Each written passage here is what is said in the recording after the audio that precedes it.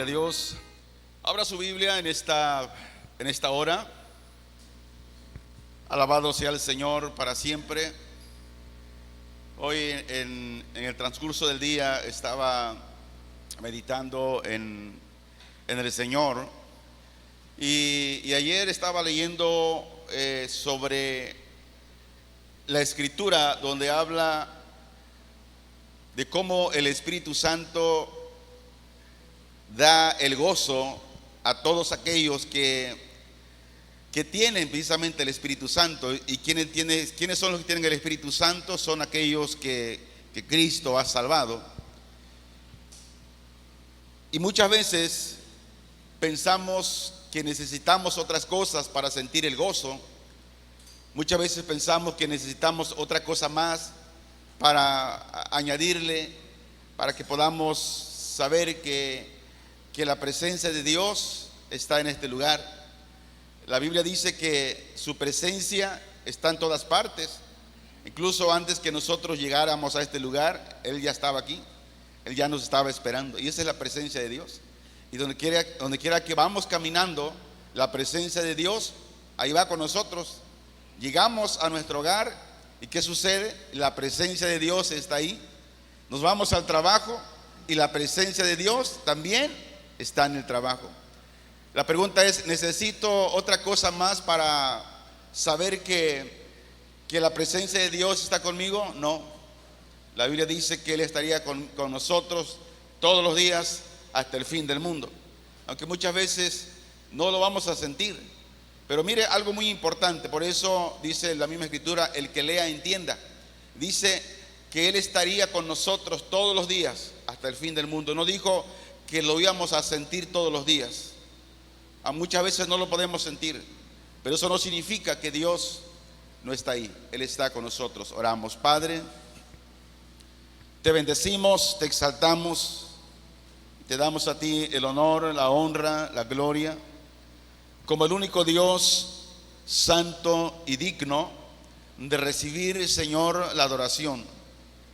Hoy, Señor, estamos aquí porque así te ha placido a ti. Y el Espíritu Santo que habita en todos y en cada uno que le ha recibido por medio de la salvación en Cristo Jesús, nos podemos gozar, Señor, y podemos tener la seguridad que nunca estamos solos. El Espíritu Santo mora en nosotros, Él está con nosotros, y hay tantos motivos por el cual darte gracias. Y hoy, Señor, que la palabra llegue, Señor, hasta lo más profundo de nuestro corazón. Asimismo la guardemos, la atesoremos, pero para vivirla, ponerla en práctica, Señor, un día a la vez. Yo ruego por aquellos que nos están mirando y escuchando a través de este medio, Señor, que el Espíritu Santo lleve la palabra al corazón. Nosotros solamente podemos llevarla al oído, pero el Espíritu Santo se encarga de llevarla al corazón y que la encarne en el nombre de Cristo Jesús. Amén. Abra su Biblia, por favor, en el Evangelio de Juan, capítulo 17, versículos 4 y 5.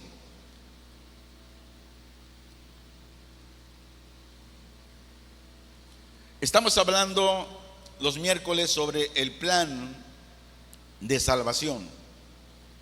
Y yo quiero animarle en el nombre de Jesús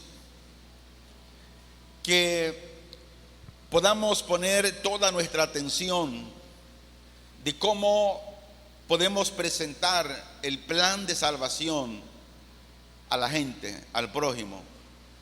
Muchas veces batallamos, el cristiano, el evangélico batalla, tiene miedo de cómo, y se pregunta de qué manera yo puedo presentarle el evangelio a la gente que no conoce el evangelio.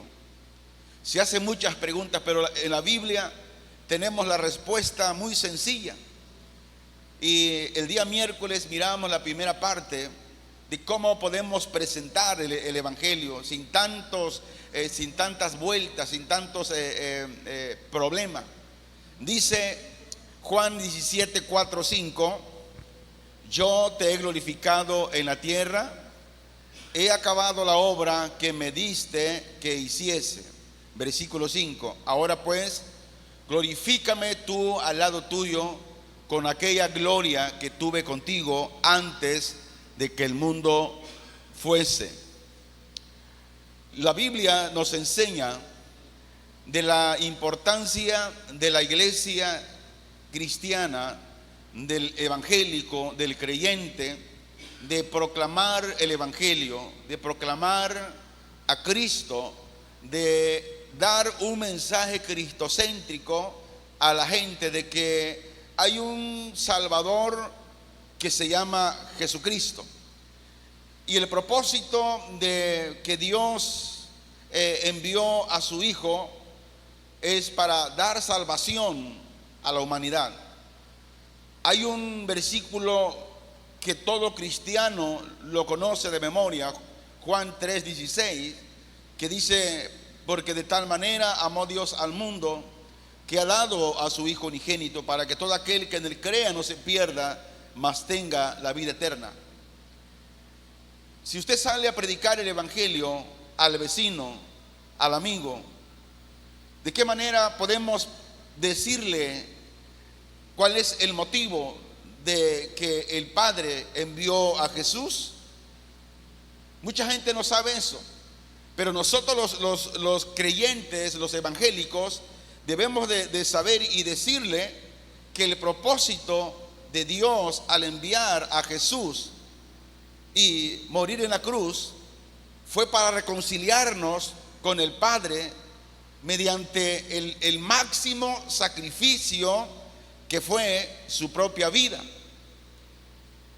Y le podemos preguntar al que le estamos llevando el evangelio: si usted tiene un hijo, tiene uno nada más, y si alguien de la colonia dijera, para que la gente viciosa se le quite los vicios y puedan ser sanados, la única manera es que usted sacrifique a su hijo, ¿usted lo haría? Yo creo que ningún padre estaría dispuesto a sacrificar un hijo para que se salvaran los vecinos. Yo creo que nadie. Mas sin embargo, enseñarle a la gente que el propósito de Dios al enviar a Jesús precisamente fue eso: reconciliar al hombre, al pecador, con el Padre, con Dios, mediante la muerte, el sacrificio de Cristo, donde Él puso su propia vida. Y el tema de hoy le puse por nombre: herido por nuestras rebeliones. Decíamos hace 8 días que a veces la misma iglesia cristiana evangélica cae en tradiciones. Durante todo el año no se escuchan mensajes de el por qué Cristo vino a la tierra. Se enfocan cada año o una semana al año a estar hablando de la muerte de Jesús, las caídas de Jesús, pero durante todo el año son pocos mensajes hablando de la importancia de decirle a la gente cuál es el propósito, cuál fue el propósito del Padre al enviar a su Hijo. Dice que Él fue herido por nuestras rebeliones. Él fue despreciado y fue desechado de entre los hombres. La misma nación de Israel no vio hermosura en Él, nada en su parecer que le pudiese que le atrajese a Israel. Mas sin embargo, dice la misma Biblia que Dios el Padre mandaba a los profetas a Israel, y Jesús mismo dijo: dice: oh Jerusalén, cuántas veces como la gallina cubre a sus polluelos, quise yo hacer lo mismo, pero no quisieron. A los profetas los mataban. No vieron ningún parecer que los atrajese a Jesús. Y sus devotos admiradores, gente común al lado de su cruz, ladrones y malhechores, los miembros de su iglesia, los que recibieron a Cristo y los que le siguieron, fueron hombres, mujeres pobres y humildes, pobres en espíritu, humildes en espíritu, donde ellos reconocían que en nadie podían ser salvos, solamente en Jesucristo. Y debemos salir como iglesia a las calles, a las casas, y hacer la invitación por medio del mensaje de la palabra de Dios, de la importancia que debemos poner al sacrificio que Jesús hizo por usted, que Jesús hizo por cada uno de nosotros para darnos salvación y vida eterna con Él. Mucha gente ignora las noticias de las buenas nuevas, de la manera como tenemos que expresarlas de acuerdo a la Escritura. Y es importante cuando nosotros vamos y compartimos el Evangelio, hacer la invitación, decirle: ¿estás dispuesto a aceptar el mensaje de salvación hoy? Hacerles preguntas y hacerle ver que la decisión que se toma hoy tendrá consecuencias eternas. Y yo creo que aquel que es tocado por el Espíritu Santo, él le va a preguntar, tal vez: ¿qué debo hacer para ser salvo? Vamos a Lucas capítulo 23, por favor, versículo 39. Lucas 23, 39 al versículo 43. Dice la bendita palabra del Señor así: y uno de los malhechores que estaban colgados le injuriaba, diciendo: si tú eres el Cristo, sálvate a ti mismo y a nosotros. Respondiendo el otro, le reprendió, diciendo: ¿ni aún temes tú a Dios, estando en la misma condenación? Nosotros a la verdad justamente padecemos, porque recibimos lo que merecieron nuestros hechos para mas ningún mal hizo. Y dijo a Jesús: acuérdate de mí cuando vengas a tu reino. Versículo 43. Entonces Jesús le dijo: de cierto te digo que hoy estarás conmigo en el paraíso. Decirle a la gente que hay una clave para ser salvos. No importa cuál sea tu pecado. Decirle: no importa si usted es un asesino, si usted es un ladrón, si usted es un malhechor, si usted es un adúltero, un fornicario, lo que sea. La clave es aquí confesar abiertamente nuestros pecados. Fue lo que hizo uno de los malhechores. Él reconoció y le dijo al que injuriaba a Jesús que ellos a la verdad merecían lo que estaban recibiendo, pero más dijo: mas este hombre justo. Y él ahí en la cruz reconoció a Cristo como su único y suficiente Salvador. ¿Y qué hizo Jesús?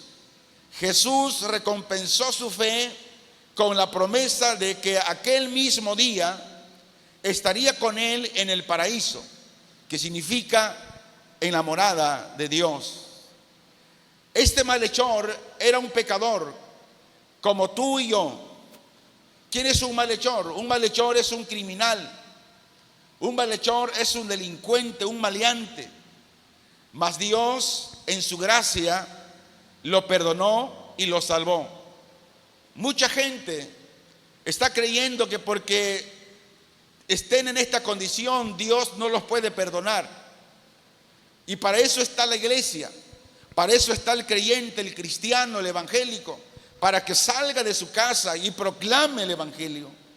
Decir a la gente que hay salvación para el perdido, que hay redención para el delincuente, que hay salvación, hay vida eterna en Cristo Jesús para el pecador.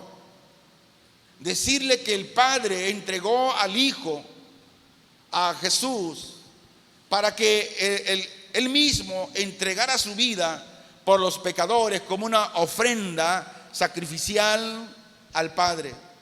El profeta Isaías escribió lo siguiente, Isaías 52:14: como se asombraron de ti muchos, de tal manera que fue desfigurado de los hombres su parecer, y su hermosura más que la de los hijos de los hombres.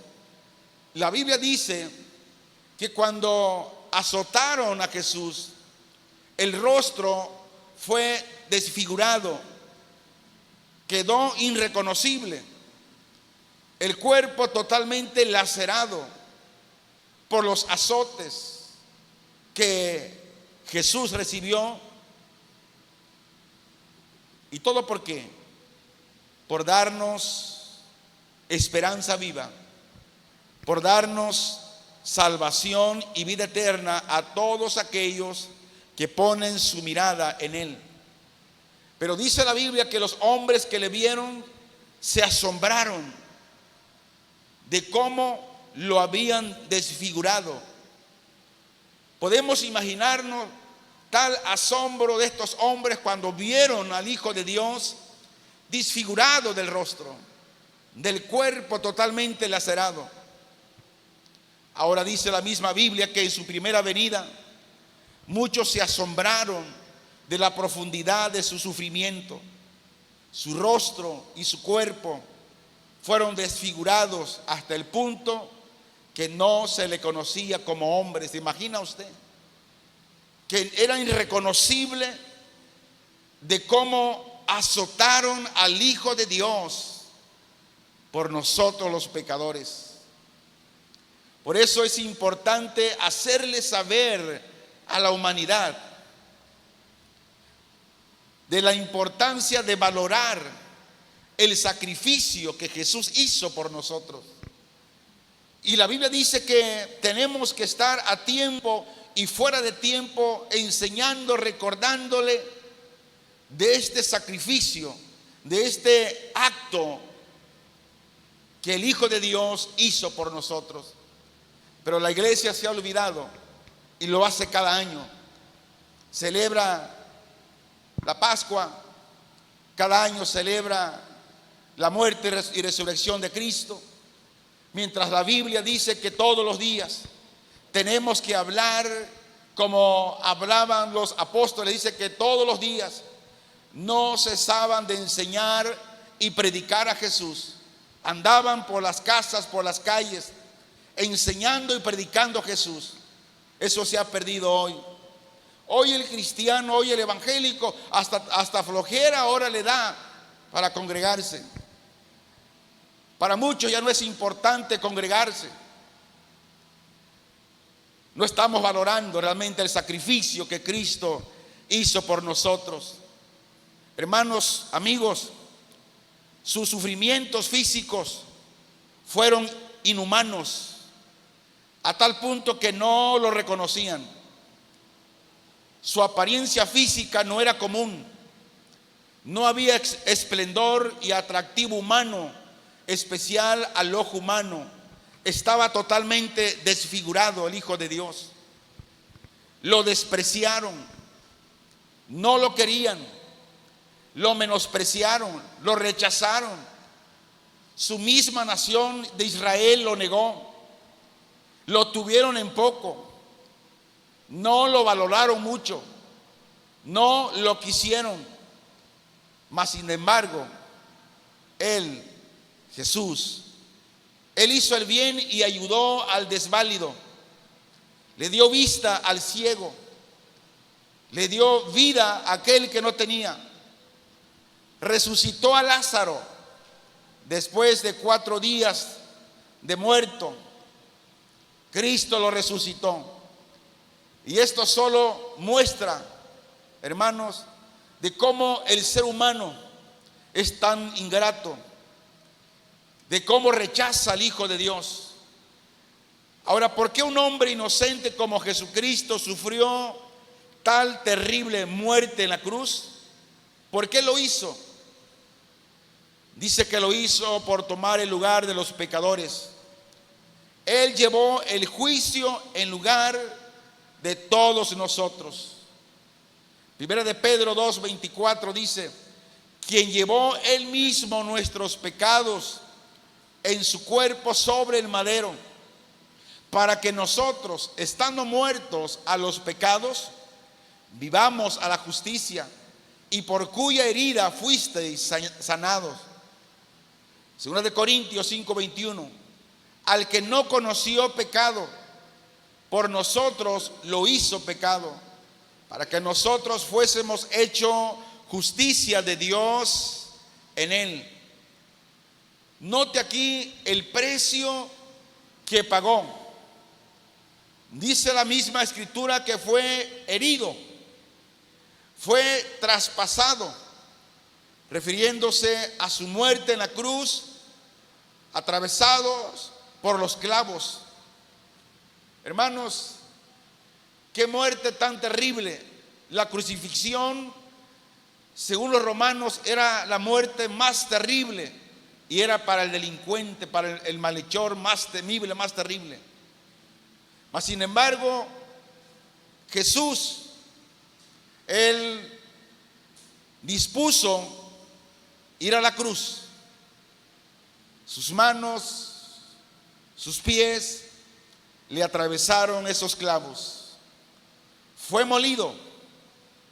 Y aquí la palabra molido significa fue aplastado, como debajo de una carga, por el peso del pecado que le pusieron, sin ser él un pecador.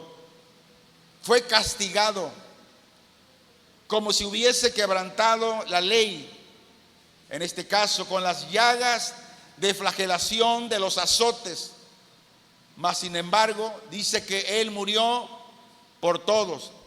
Abra su Biblia, por favor, en el profeta Isaías. Isaías capítulo 53, versículos 7 y al 9, dice así, en el nombre de Jesús: angustiado él y afligido, no abrió su boca. Como cordero fue llevado al matadero, y como oveja delante de sus trasquiladores, enmudeció y no abrió su boca. Por cárcel y por juicio fue quitado, y su generación, ¿quién la contará? Porque fue cortado de la tierra de los vivientes, y por la rebelión de mi pueblo fue herido. Y se dispuso con los impíos su sepultura, mas con los ricos fue en su muerte, aunque nunca hizo maldad, ni hubo engaño en su boca. Pero más sin embargo, él se dispuso a pasar todas estas inclemencias, estos sufrimientos, por amor al mundo. No lo trataron con justicia, lo oprimieron, lo maltrataron, lo molestaron, lo trataron con gran rigor, lo persiguieron hasta llevarlo a la cruz para crucificarlo. Sin embargo, dice que su boca no se abrió para maldecir, sino que incluso cuando estaba ya clavado en la cruz, él dijo: Padre, perdónalos, porque no saben lo que hacen. Es un mensaje que la iglesia tiene que estar compartiendo todos los días al prójimo, a la gente. Se mofaron de él y le llevaron de un lugar a otro, mas él permaneció en silencio y manso como un cordero. Fue el Cordero de Dios que vino a quitar los pecados del mundo. Dice Juan 1:29. El siguiente día vio Juan a Jesús que venía a él y dijo: he aquí el Cordero de Dios que quita el pecado del mundo. Isaías 53:8. Por cárcel y por juicio fue quitado, y su generación, ¿quién la contará? Porque fue cortado de la tierra de los vivientes, y por la rebelión de mi pueblo fue herido. Esto significa que no le hicieron justicia, le hicieron feo, terrible. A veces nos podemos imaginar solamente. Hermanos, cuando se dice que cuando a alguien se le entierra un clavo en una mano o en el pie, es un dolor intenso que hasta fiebre le agarra. Ahora imagínese usted al Hijo de Dios, de los latigazos que le dieron, y hay los látigos que aún están, de los que los romanos usaban para azotar. Traían puntas de fierro al final del látigo, y todos esos latigazos y los fierros se incrustaban en el cuerpo, en la carne del Hijo de Dios. Pedazos de carne se arrancaban cuando jalaban con fuerza el látigo con que los soldados romanos estaban azotando al Hijo de Dios. Mas sin embargo, él no abrió su boca, él enmudeció. Es más, el juicio que le hicieron fue un juicio arreglado, y todo el asunto fue ilegal. Sin embargo, su generación no protestó, sus discípulos le abandonaron y huyeron. ¿Por qué razón? Porque tenían miedo. Porque al mirar lo que a su maestro le estaban haciendo, ellos también sabían que lo mismo harían con ellos si estaban al lado de Jesús. Y por eso ellos le abandonaron y huyeron. Uno de los discípulos de los apóstoles, que decía: Señor, yo te seguiré a donde quiera que vayas, si es posible hasta la muerte, yo estaré contigo. Y yo creo que lo decía de corazón. Pero Jesús, que conocía el corazón, le dijo: antes que el gallo cante, tú me has negado 3 veces que no me conoces. Y así fue. Pero al final, este hombre, Pedro, se arrepintió y lloró amargamente. Mire, cuando hay un arrepentimiento genuino, lloramos y nos apartamos del pecado. Y fue lo que hizo Pedro. Él se arrepintió y lloró, y luego fue a consolar a sus demás hermanos, porque fue la orden de Jesús: ve y consuela a tus hermanos. Y esto es el fruto cuando realmente hay un verdadero arrepentimiento. Hermanos, su muerte no fue nada gloriosa. Lo cortaron, es decir, lo sacaron de la ciudad como un leproso inmundo desterrado. Mas a pesar de este tratamiento ilegal, inhumano, él nunca protestó ni dijo nada, no puso ningún argumento. ¿Por qué razón? Porque él sabía que él vino a morir por el pueblo. Él sabía que era necesario pasar por todo lo que él tuvo que pasar. Era el propósito por el cual el Padre lo envió. Imagínese a Barrabás, el criminal, lo trataron con más bondad que a Jesús, el Hijo de Dios. Dice Isaías 53, 10 al 12, con todo eso, Jehová quiso quebrantarlo, sujetándole a padecimiento, cuando haya puesto su vida en expiación por el pecado. Verá linaje, vivirá por largos días, y la voluntad de Jehová será en su mano prosperada. Verá el fruto de la aflicción de su alma, y quedará satisfecho por su conocimiento. Justificará mi siervo justo a muchos, y llevará las iniquidades de ellos. Versículo 12. Por tanto, yo le daré parte con los grandes, y con los fuertes repartirá despojos, por cuanto derramó su vida hasta la muerte, y fue contado con los pecadores, habiendo él llevado el pecado de muchos y orado por los transgresores. Pero dice el versículo 10, con todo eso, ¿cuál eso?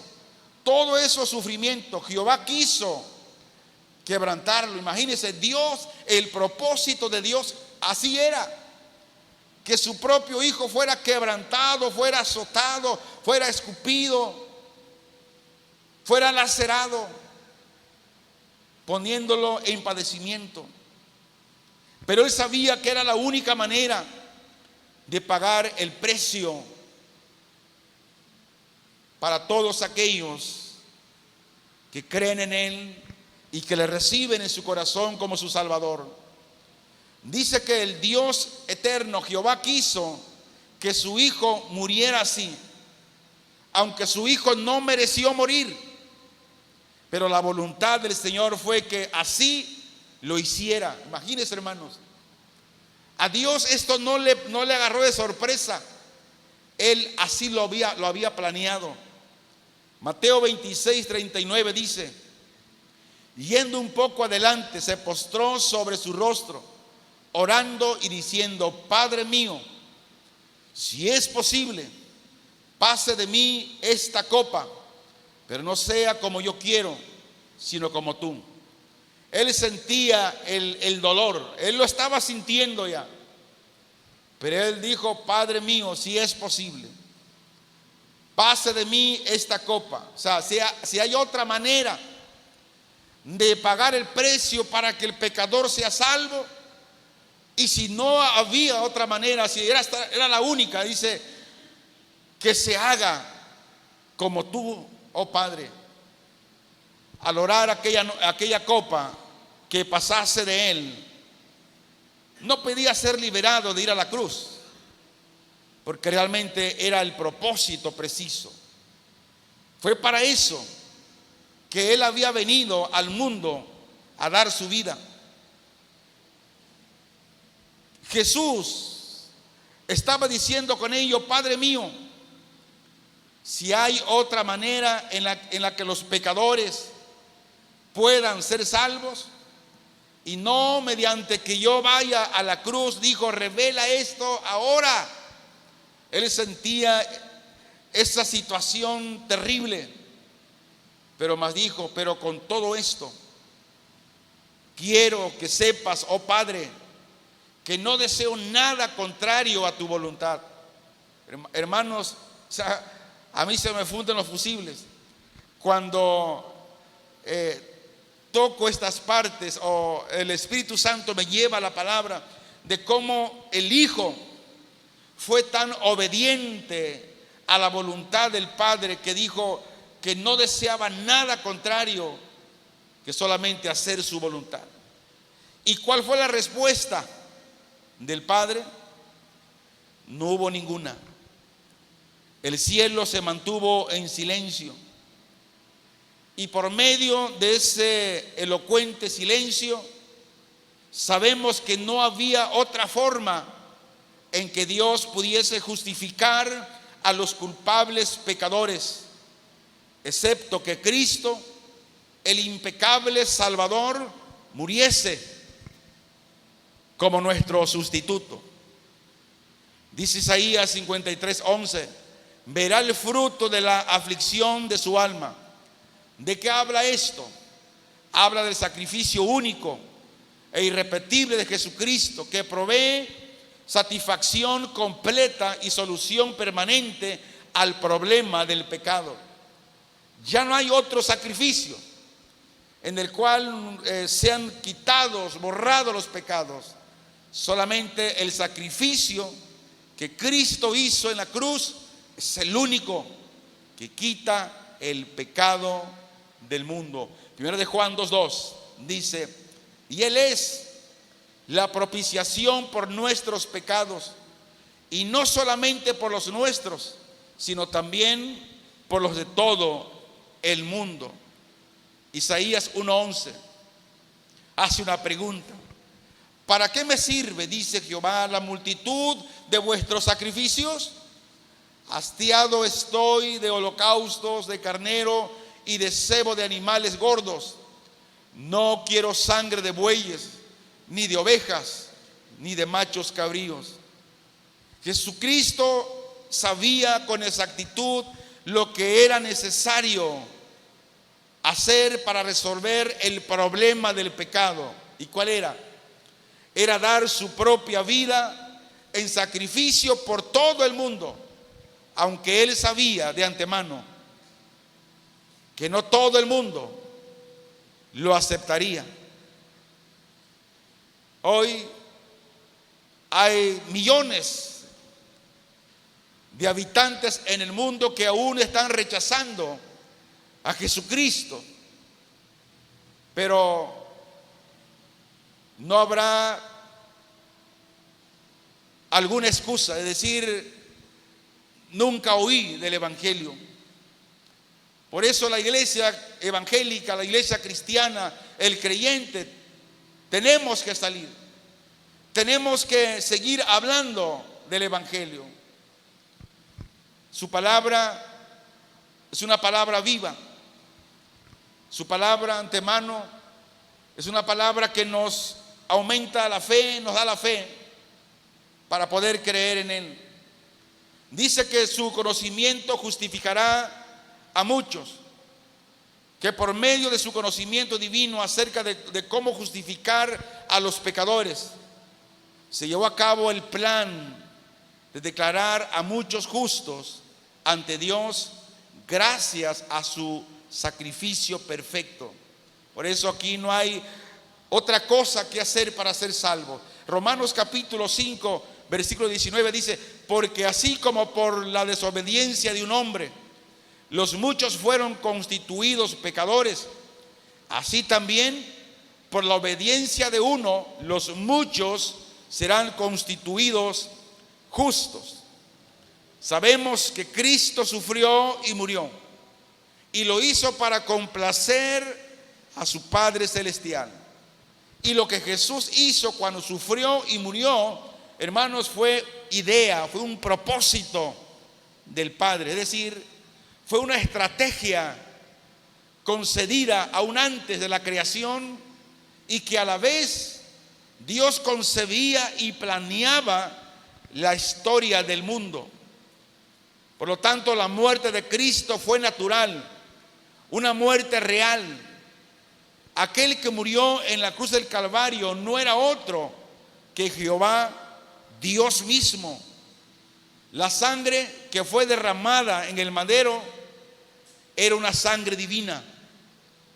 2 de Corintios 5:19, que Dios estaba en Cristo reconciliando consigo al mundo, no tomándoles en cuenta a los hombres sus pecados, y nos encargó a nosotros la palabra de la reconciliación. ¿A quién? Nosotros, sus hijos, los que hemos creído en Él, los que somos salvos, los que formamos la iglesia de Cristo en toda la tierra. A nosotros nos dice, nos encargó de la palabra, de la reconciliación, de llevar el evangelio a las vidas, decirle a la gente que la única manera de reconciliarse con Dios es por medio de su Hijo Jesús. La pregunta es: ¿por qué sufrió el ungido de Jehová? ¿Cómo podría morir el Eterno? Dice la Biblia que en el principio Él era el Verbo, que era con Dios y que era Dios, y luego dice que se hizo carne. Si Él estaba en la forma de Dios, tomó forma de siervo y se hizo semejante a los hombres. Uno de los grandes teólogos, Ireneo, dijo: Él se hizo como nosotros, para que nosotros fuésemos también como Él. Fin de la cita. Filipenses 2:8. Y estando en la condición de hombre, se humilló a sí mismo, haciéndose obediente hasta la muerte, y muerte de cruz. Él estaba dispuesto a dejar la gloria del cielo. Él la dejó y se despojó a sí mismo, tomó forma de siervo. Él vino a servir, se hizo hombre, Se humilló a sí mismo. No había profundidades a las que no descendiese a fin de salvar nuestras almas perdidas.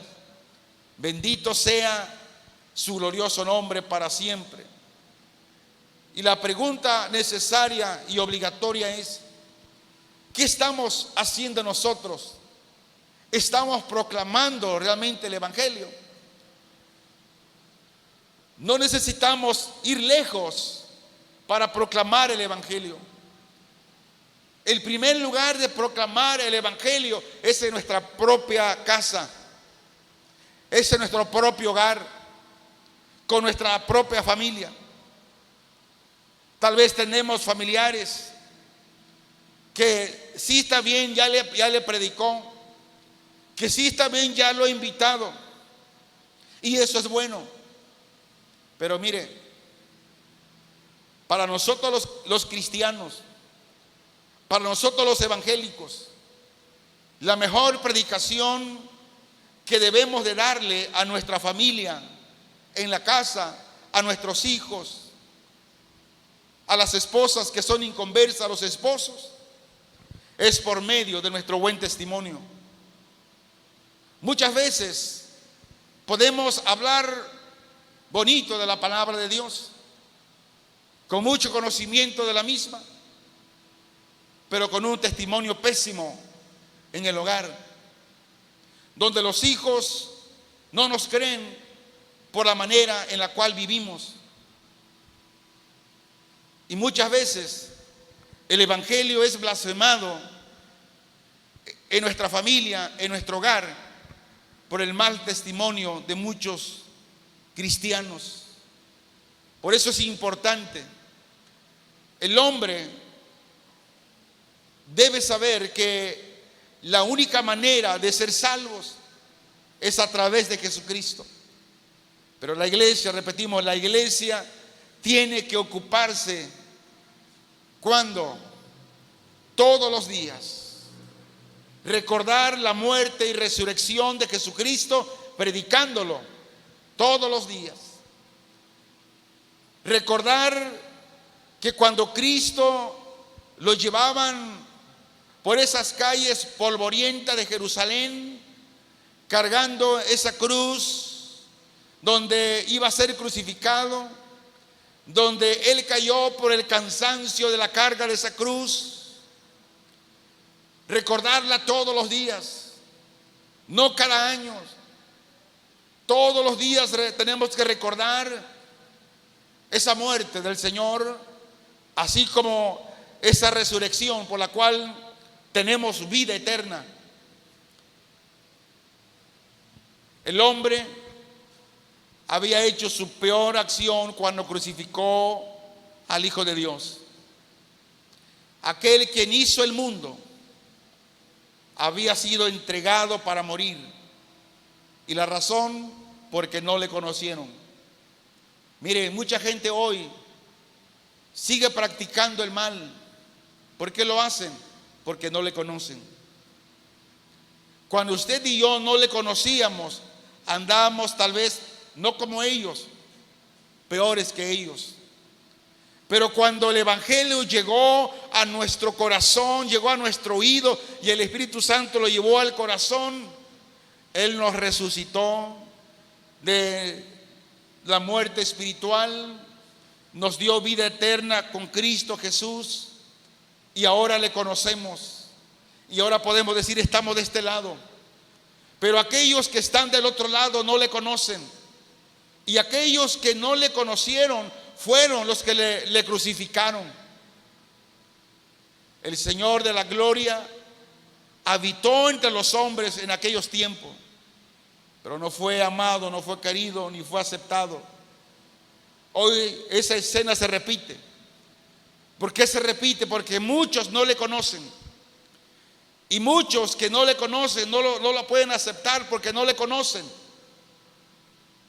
Los ojos que el pecado había cegado, aquellos que le crucificaron, lo vieron sin belleza para no desearlo.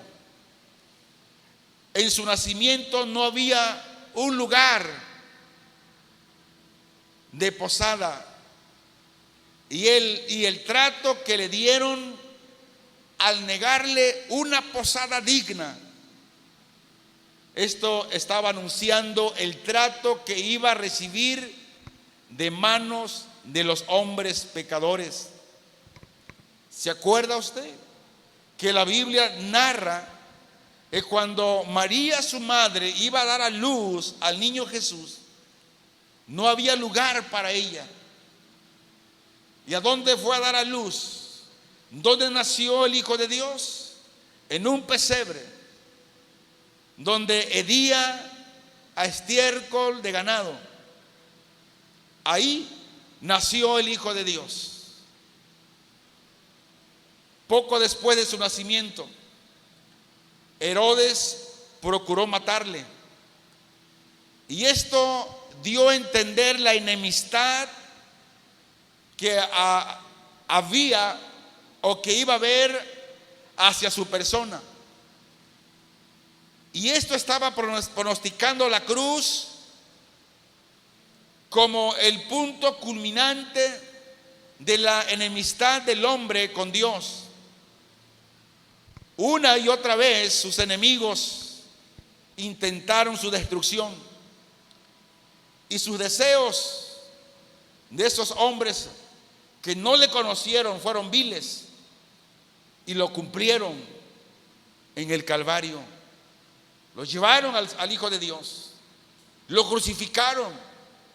Ahora el Hijo de Dios había sido entregado en manos de pecadores. El simulacro de juicio había tenido lugar, y aunque sus jueces no encontraron ningún delito en él, pero no obstante, habían cedido al clamor insistente de los que lo odiaban como ellos, y gritaban todos una y otra vez: crucifícale, crucifícale, crucifícale. ¿Por qué gritaban crucifícale? Porque no le conocían. No sabían realmente quién era el Hijo de Dios. La Escritura anticipaba exactamente cómo sería paso a paso. No era una muerte ordinaria, sino que se enfrentaba a enemigos implacables.